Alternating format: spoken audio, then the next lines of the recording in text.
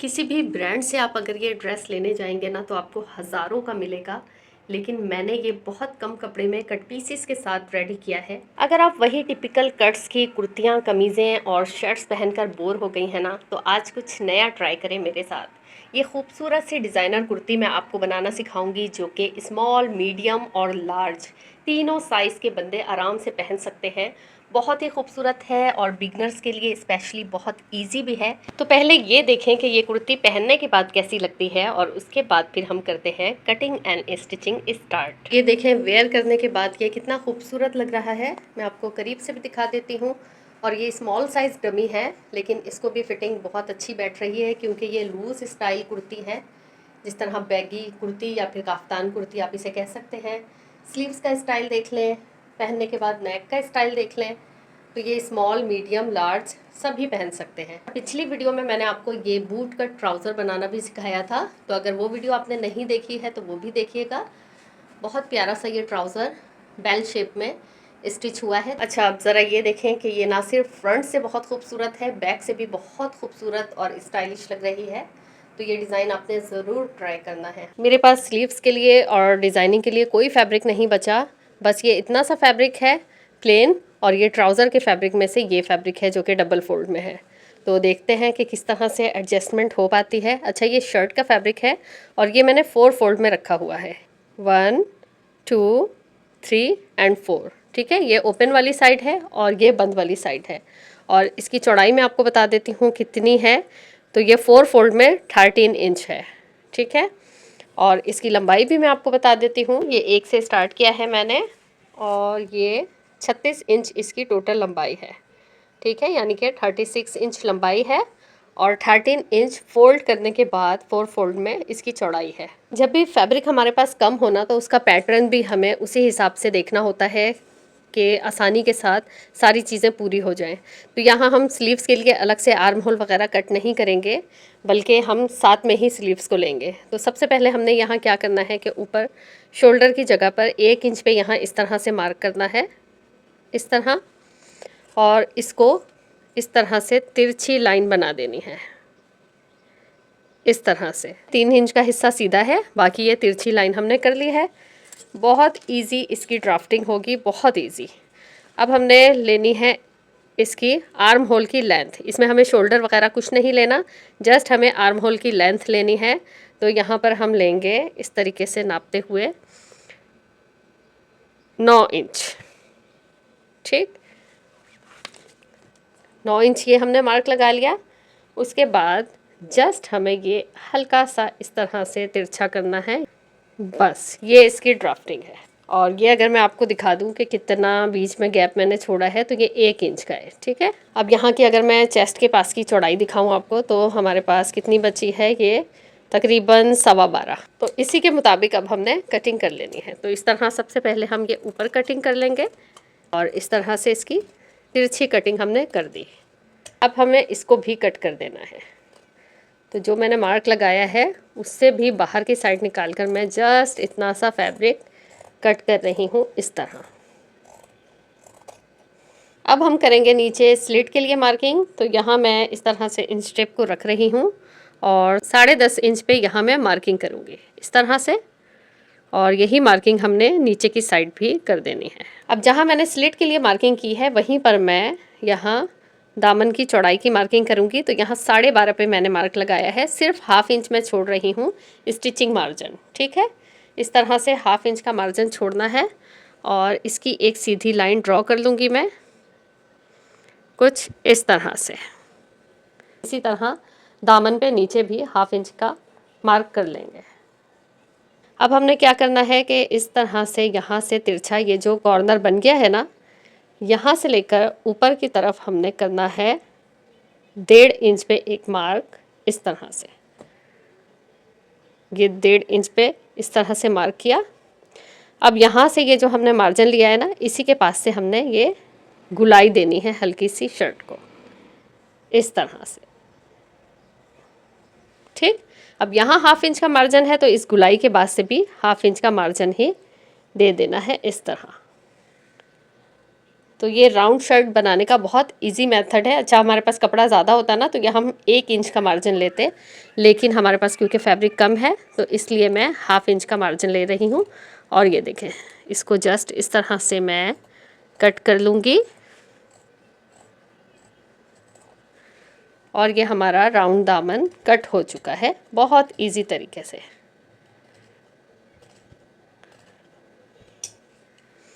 अब वापस से हम ऊपर की तरफ आए हैं और ये एक पीस हमने पीछे कर दिया है इस तरह से, जो कि बैक का हो जाएगा, और यहाँ से फ्रंट पीस हम अलग कर लेंगे। तो यहाँ देखें 3.5 इंच पर मैं एक मार्किंग करूँगी इस तरीके से। ये देखें 3.5 इंच पर मैंने चौड़ाई में मार्क किया है, यानी कि गले की चौड़ाई में 3.5 इंच ले रही हूँ और गले की लंबाई में लूँगी 8 इंच। लंबाई का मार्क करने के बाद यहाँ नीचे से मैं 1/2 इंच पर एक मार्क लगाऊंगी इस तरह से, और इस लाइन को इस 1/2 इंच वाली लाइन के साथ मिला दूंगी।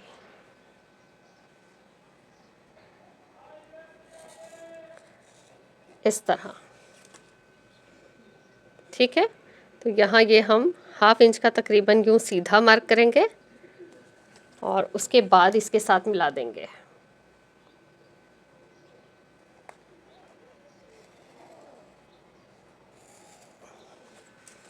ये हो गई हमारी नेक की मार्किंग और इसे हम इसी तरह कट कर लेंगे। ये ऊपर का हिस्सा सीधा रहेगा और उसके बाद इस तरह से हम लाइंस पर ही कट कर लेंगे।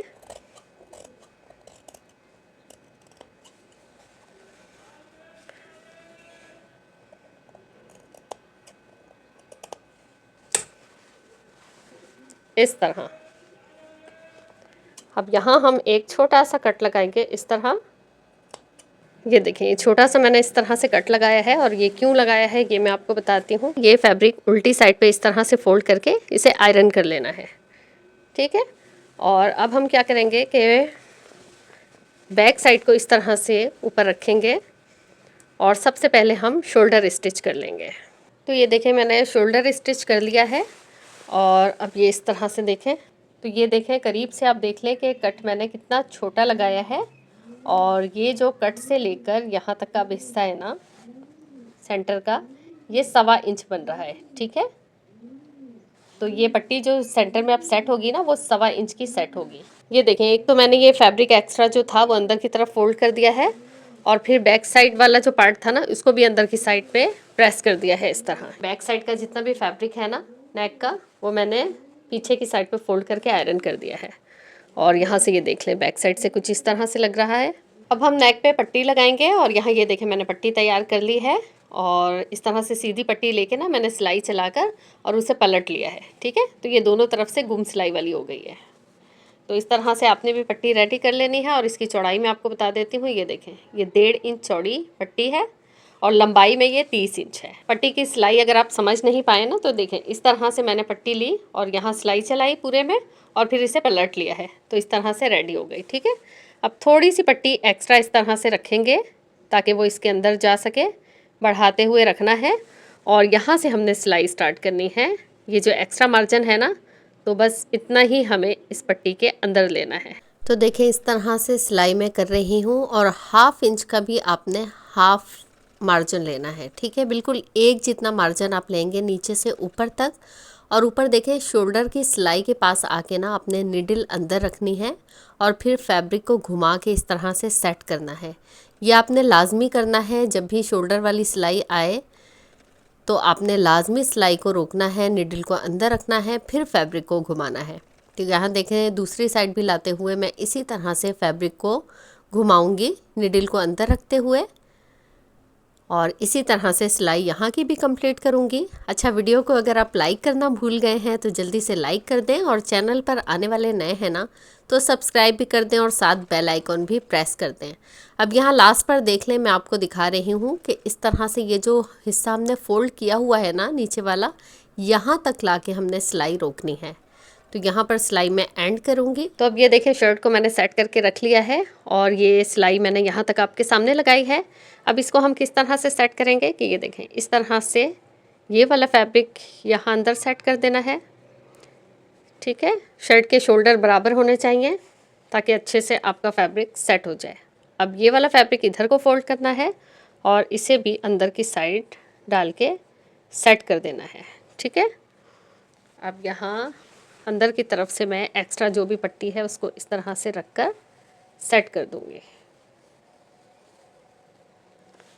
इस तरह से। तो ये देखिए पट्टी डालने के बाद इस तरह से ये गला बिल्कुल बैठ जाएगा। आपने क्या करना है, अच्छे से इसको आयरन कर लेना है और आयरन करने के बाद यहाँ पर पहले हम पिन लगा लेंगे सिलाई करने से पहले, ताकि फैब्रिक आगे पीछे खिसके ना सिलाई के दौरान। तो देखें इस तरह से यहाँ मैंने पिन लगा ली है और अब हम यहाँ किनारे किनारे पर सिलाई चला लेंगे।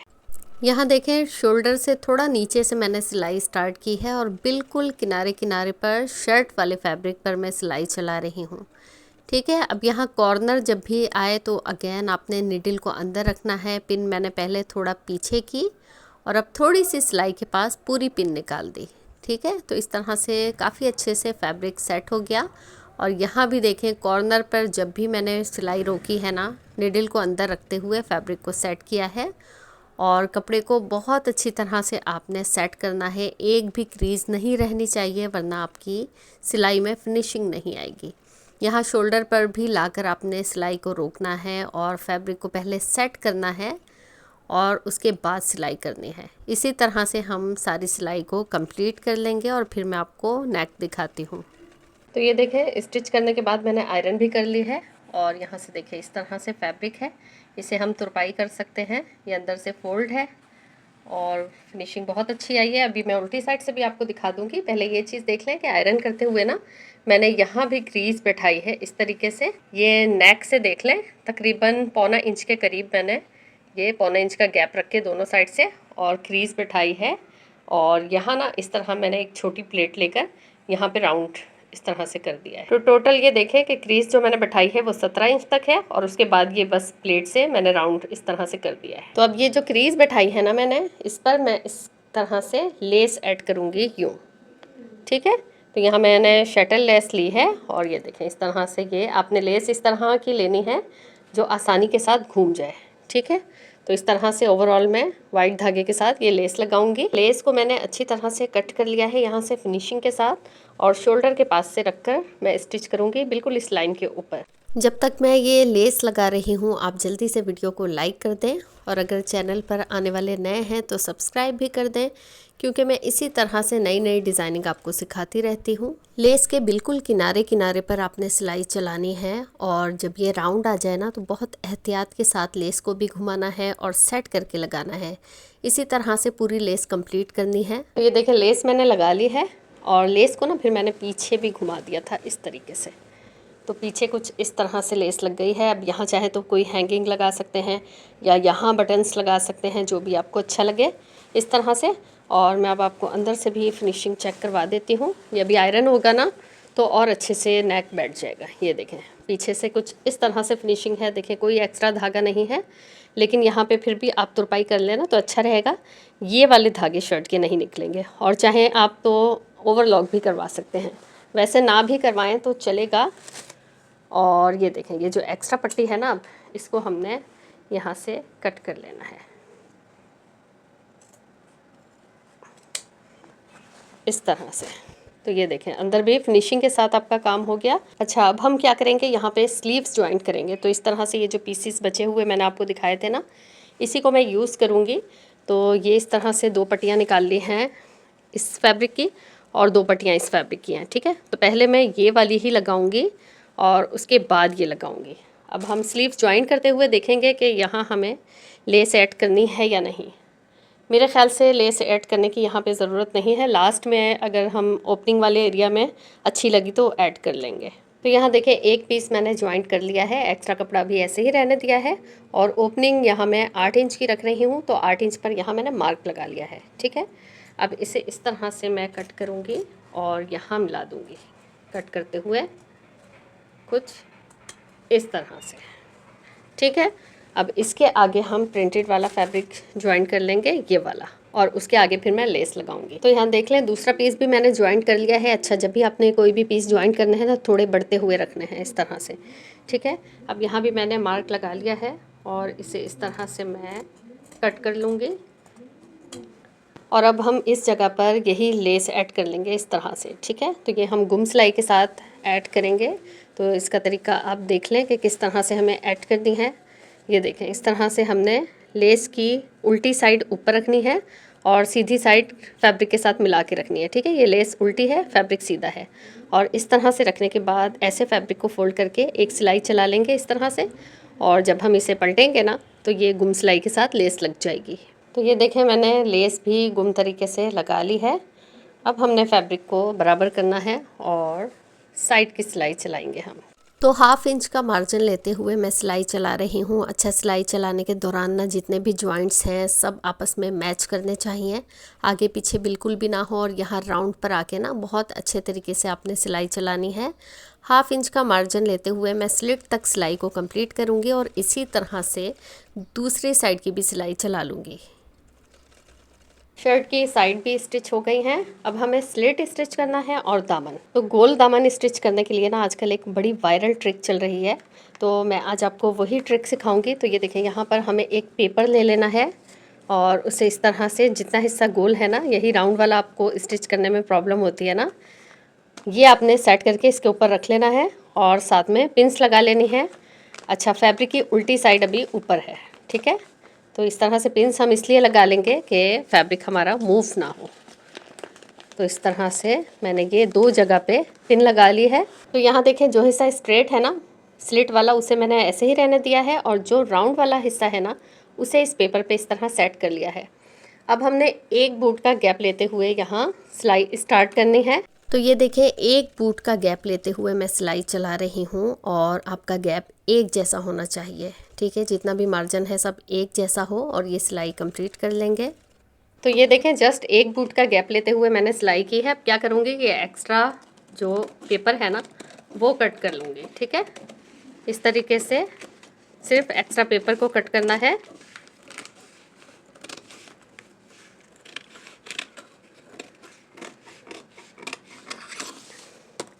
इस तरह से, और ये पिंस मैं निकाल दूँगी। ये देखें, अब इस पेपर को ना इस तरह से उल्टी साइड पे फोल्ड करना है, ठीक, कुछ इस तरह से। तो ये देखें, खुद ब खुद हमारा ये गुम सिलाई के साथ सेट हो जाएगा राउंड दामन बड़े इजी तरीके के साथ, और अब हम बासानी इस पर सिलाई चला सकते हैं, ठीक। ये देखें, इस तरह से फैब्रिक को सेट करके ना आप चाहें तो पहले आयरन कर सकती हैं। अब यहाँ मैं क्या करूँगी, स्लिट से सिलाई स्टार्ट कर लूँगी, ठीक है। जहाँ से हिस्सा इस तरह से सीधा है ना वो हिस्सा लेते हुए दूसरी तरफ का, और यहाँ से मैं सिलाई स्टार्ट करूँगी और फिर घुमाते हुए पेपर वाली साइड पे आऊँगी। तो जस्ट मैं 1/2 इंच फैब्रिक फोल्ड कर रही हूँ और यहाँ देखें, स्लिट के पास लाके सिलाई को आपने रोक लेना है और फिर निडल को अंदर रखते हुए फैब्रिक घुमाना है और दूसरी साइड का भी फैब्रिक इस तरह से फोल्ड करना है। अच्छा, अगर मेरे पास फैब्रिक थोड़ा ज़्यादा होता, बचता, तो फिर मैं इसमें पलटावा भी ऐड करती, लेकिन क्योंकि मेरे पास फैब्रिक कम था, तो ये देख लें कि अगर आपके पास कम फैब्रिक हो ना तो आप इस तरीके से स्लिट फोल्ड कर सकते हैं। तो यहाँ पर देखें, जहाँ पे पेपर था ना, तो इस तरह से जितना हिस्सा हमने बाहर को दिखाना है उतना हिस्सा छोड़ के बिल्कुल किनारे किनारे पर मैं सिलाई चला रही हूँ, और ये वाकई बहुत इजी ट्रिक है, बहुत अच्छे तरीके से सिलाई हो रही है। अच्छा, इस पॉइंट पर अगर आप यहाँ पहले से आयरन करके क्रीज बैठा लेते हैं ना तो आपके लिए काम और इजी हो जाएगा, ठीक है। तो इसी तरह से ये राउंड पूरा करना है। अच्छा, बाकी के जो राउंड है ना वो मैं बिना पेपर के ही फ़ोल्ड करूँगी। अगर आपको मुश्किल लगता है इस तरह से फ़ोल्ड करना खुद ही हाथ से सेट करके, तो फिर आप चारों कोनों पर जो है ना फैब्रिक का यूज़ कर सकते हैं। ये बहुत इजी ट्रिक है।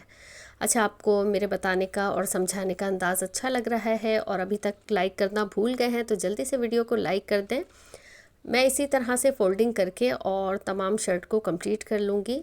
दूसरी स्लिट भी इसी तरह से स्टिच करूँगी। तो ये देख लें कि अगर आप अपने हैंड से फ़ोल्ड करना चाहते हैं तो इस तरह से सेट करते जाएं। अगर छोटी मोटी कोई प्लीट आ भी जाती है ना तो उससे कोई फ़र्क नहीं पड़ता, और इसी तरह से तमाम सिलाई हम मुकम्मल कर लेंगे। और ये देखें, स्लिट और दामन स्टिच हो गए, और ये मैं आपके सामने पेपर रिमूव कर दूँगी। और ये ट्रिक वाकई में बहुत ज़बरदस्त है, आपने भी ज़रूर ट्राई करनी है। बहुत नीट तरीके से इस तरह से राउंड दामन जो है स्टिच हो गया है, बहुत फिनिशिंग के साथ। अभी आयरन हो जाएगा तो ये मज़ीद बैठ जाएगा, ठीक है। एक्स्ट्रा थोड़ा भी जो पेपर है वो आपने उतार लेना है। तो पेपर रिमूव करने के बाद ये देख लें बैक साइड से और ये फ्रंट से, और ये मैंने विदाउट पेपर के स्टिच किए हैं बाकी के दामन इस तरह से। और अभी मैं आयरन करके पूरी शर्ट की ओवरऑल लुक दिखाती हूँ आपको। और ये शर्ट कंप्लीट हो गई है और आप देख सकते हैं कितनी खूबसूरत लग रही है। थोड़ी बहुत ये इस तरह मैंने एम्बेलिशमेंट की हैं बटन्स के साथ, और ये हैंडमेड टेसल्स हैं, ये भी मैंने खुद बनाए हैं। और यहाँ पर देखें जो जोड़ लगाया था ना उसके ऊपर इस तरह मैंने आगे और पीछे थोड़े थोड़े गैप से इसी तरह बटन्स लगा दिए हैं, यही वाले जो कि नेक पे ऐड किए हैं। बिगनर्स के लिए ना ये बहुत इजी शर्ट है क्योंकि इसमें आर्म होल वगैरह का कोई चक्कर नहीं है। सिंपल सी इसकी कटिंग है और सिंपल सी स्टिचिंग है।